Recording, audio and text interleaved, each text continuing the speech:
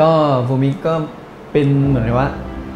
เอกลักษณ์ของเราแต่ละคน4คนไม่เหมือนกันครับก็คือมาผสมกันนะครับให้เป็นโฟมิก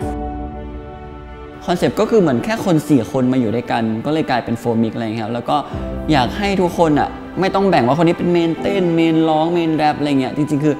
เราทุกคนอ่ะต้องทำได้ทุกจุดเพื่อไปด้วยกันอะไรเงี้ยครับ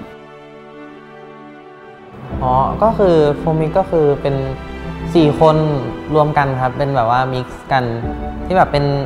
เอกลักษณ์เป็นตัวตนที่แตกต่างกันนะครับแล้วก็มารวมกันอยู่ด้วยกันเป็นโฟมิกครับ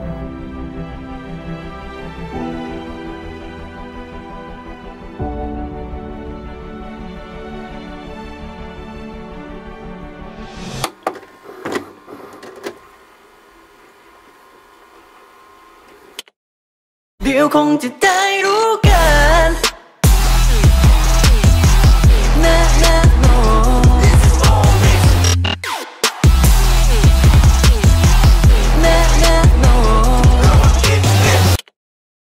สวัสดีครับนินจาโฟมิกครับโฟกซองโฟมิกครับผมไม่กล้าโฟมิกครับก็ตอนแรกอยู่ทีมเต้นก่อนครับแล้วทางค่ายก็เหมือนทักมาถามทางทีมว่าแบบว่ามีใครสนใจอยากเป็นศิลปินไหมอะไรเงี้ยครับตอนแรกก็มีแมกก้าแล้วก็พี่นินจาแล้วก็พี่เจทูอยู่ทีมเต้น cover dance ครับ K-boy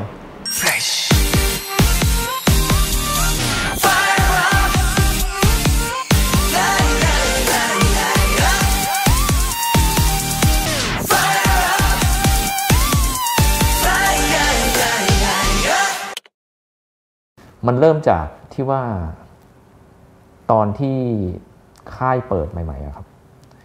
ตอนนั้นเนี่ยทางค่ายเขาก็พยายามมองหาเด็กรุ่นใหม่ตามวงการต่างๆไม่ว่าจะเป็นพวกโมเดลลิ่งหรือวงการเต้นโคเวอร์หรืออะไรพวกเนี้ยซึ่ง4คนเนี้ยเขารวมทีมกันเต้นโคเวอร์ตามงานต่างๆแล้วก็น่าจะมีคนจากทางค่ายไปเจอแล้วก็ชักชวนเข้ามาชวนทุกคนในวงอะไรเงี้ยมาออดิชั่นที่นี่ดูครับคือจริงๆตอนที่พี่เขาถักมาเขาก็แบบว่าลองส่งคลิปร้องเพลงกับเต้นมาให้ก่อนได้ไหมอะไรเงี้ยส่งมาให้แล้วหลังจากนั้นเขาก็บอกว่าเอาพี่เอาแบบโอเคอะไรเงี้ยเขาก็เลยนัดมาสกินเฮดตอนมาวันแรกก็โฟกเก้ๆกังๆแบบตื่นเต้นครับ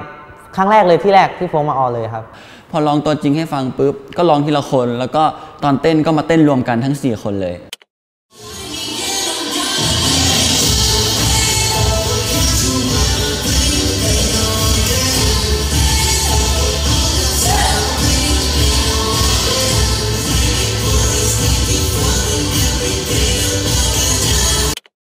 สิ่งที่ผมเห็นในตัวโฟมิกก็คือ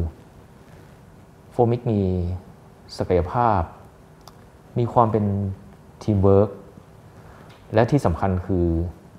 เสน่ห์ที่ไม่เหมือนใครซึ่งพอได้เห็นครั้งแรกเรารู้สึกว่าวงนี้มันน่าค้นหาและคิดว่ามันน่าจะเข้ามาสร้างอะไรใหม่ๆให้กับวงการทีป๊อปในบ้านเราได้เราเลยมองว่าวงโฟมิกเนี่ยน่าจะเป็นวงที่หยิบมาทำเดบิวต์คือตอนเราเข้ามาตอนแรกก็คือแบบต้องเรียนก่อนเลยขั้นแรกนะครับเรียนทั้งร้องแล้วก็ทั้งเต้นนะครับแล้วก็ทำเพลง cover ออกมาบ้างแล้วก็ซ้อมกันเองแล้วก็ต้องหา reference ทุกอย่างที่แบบอยากจะพรีเซนต์ในตัวเราออกมาถ้าร้องเพลงจะเป็นวันละ1 ชั่วโมงบางทีก็2ครับจะเป็นเธอคนนี้ผมยอมแค่หมดจะทำใจตรงนี้เหมือนโดนสะกดจะรักแค่เธอคนนี้เป็นอะไรที่แบบว่าแปลกใหม่เลยรู้สึกว่ามันไม่ได้ชิลเหมือนตอนโคเวอร์แล้วต้องตั้งใจขึ้นต้องแบบว่าปรับ mindset ใหม่อะไรทั้งหมดเลยเรียนเต้นที่นี่เรียนร้องเพลงที่นี่มันต้องจริงจังอะไรอย่างนี้มันก็จะเข้าขั้นยากหน่อยก็ทำวนๆลูปๆไปประมาณ1-2 ปีครับวันนี้เป็นวันแรกที่เรามาเรียนกันที่ค่ายใหม่นะฮะตอนนี้เราอยู่ในห้องซ้อมกำลังซ้อม How You Like That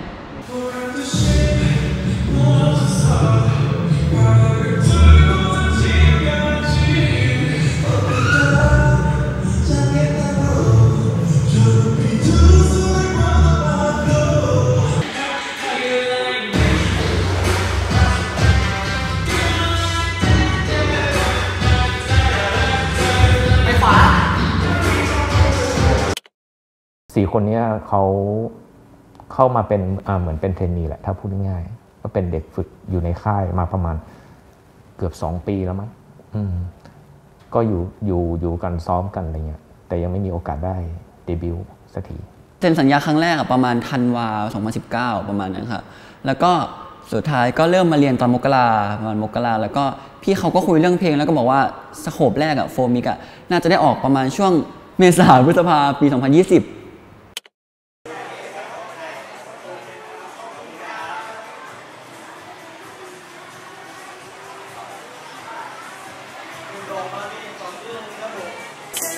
สวัสดีครับพวกเราโฟมิกครับนินจาโฟมิกครับทั้งสองโฟมิกครับเจทูโฟมิกครับไมก้าโฟมิกครับ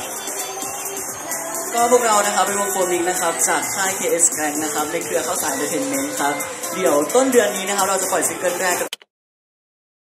สุดท้ายพอถึงประมาณมีนาก็มีโควิดรอแล้วก็รอไปเรื่อยๆเลยครับ3 เดือนแล้วก็กว่าจะได้มาค่ายอีกทีแล้วกว่าจะได้แบบว่าซ้อมกันใหม่ก็คือต้องเริ่มใหม่หมดเลยที่เราซ้อมกันมาคือเราต้องเริ่มใหม่หมดเลยเพราะว่าด้วยการที่มันห่างหายไปนานมันก็เลยต้องแบบว่ากลับมาจูนกันใหม่ครับก็เลยวางแผนว่าจะออกอีกทีก็คือปลายปีที่แล้วนะครับตอนนั้นที่เต้น cover กันอยู่ใช่ไหมครับก็ทางทีมก็ตกลงกันเลยว่าแบบงานสุดท้ายจะอยู่ประมาณมกรานะแบบมันออดิชั่นไว้แล้วอะไรเงี้ยถ้าไฟนอลแล้วก็ไม่เต้นแล้วอะไรเงี้ยส่วนนินเนี่ยรับงานเต้นหรือรับงานอะไรเงี้ยก็จะไม่รับงานแล้วตั้งแต่มกราปีที่แล้วเป็นต้นไปอะไรเงี้ยเพราะว่าต้องเตรียมตัวเป็นศิลปินตอนนั้นก็คือไม่มีรายได้ไม่มีอะไรเลยครับเมื่อก่อนก็เต้นก็พอมีรายได้เข้ามาบ้างที่จะเลี้ยงดูเราอะไรเงี้ยคือหลังจากเรามาค่ายนี่คือเราไม่ได้เต้นอะไรแล้วครับก็คือมาซ้อมอย่างเดียวไม่มีรายได้อะไรเลยมันก็มานั่งคิดว่าแบบเฮ้ยเราอายุ23แล้วสุดท้ายก็ต้องกลับมาแบบขอเงินพ่อกับแม่อะไรเงี้ยมันก็เลยแบบค่อนข้างน้อยแล้วก็เครียดไปอยู่ช่วงหนึ่งเพราะว่าแบบว่านั่นแหละครับแบบว่ามันไม่มีรายได้เข้ามาเลยแต่ก็ไม่รู้จะทำยังไงอะไรเงี้ยก็แอบน้อยใจแอบเซ็งอยู่ครับว่าเลื่อนบ่อยอะไรอย่างนี้แต่ว่าเราก็ไม่ท้อนะครับแบบไม่ยอมก็ฝึกไปเรื่อยๆสักวันมันก็จะได้เดย์นี่แหละครับแม่รับรู้ตลอดสมมตินิมก็จะบอกแม่ว่าเนี่ยเดี๋ยวปลายปีนี้นะแม่ต้นปีนี้นะแม่อะไรเงี้ยแต่พอมันเลื่อนมาแม่ก็ถามว่าอ้าวทำไมเลื่อนอีกแล้วหรออะไรเงี้ยทุ่มทุกอย่างเพื่อที่จะแบบทำทุกอย่างให้มันแบบไปถึงฝันก็คือแบบทุ่มสุดตัวครับวางใหม่อีกว่าโฟมิกจะมาเดบิวต์ประมาณมกราเริ่ม1 มกราอยู่ในเฟสที่2อะไรเงี้ยครับสุดท้ายก็พอจะเดบิวต์ก็มันก็มีปัญหาอะไรอีกเรื่องคนออกอะไรเงี้ยครับ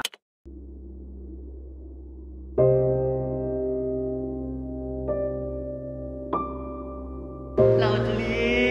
ย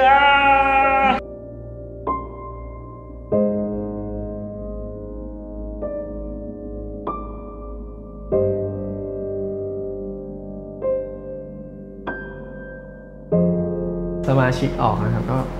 ตอนนั้นก็เหมือนกับว่าเริ่มที่จะแบบไม่โอเคก็คือพี่เจทูตอนแรกบอกว่าคืออันนี้คือแบบว่าเล่าคือจริงๆก็มาออดิชั่นด้วยกันแต่คือเล่าแบบจริงๆได้เลยใช่ไหมครับ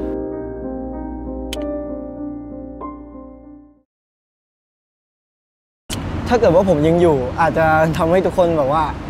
ไม่ได้ไปต่อก็ได้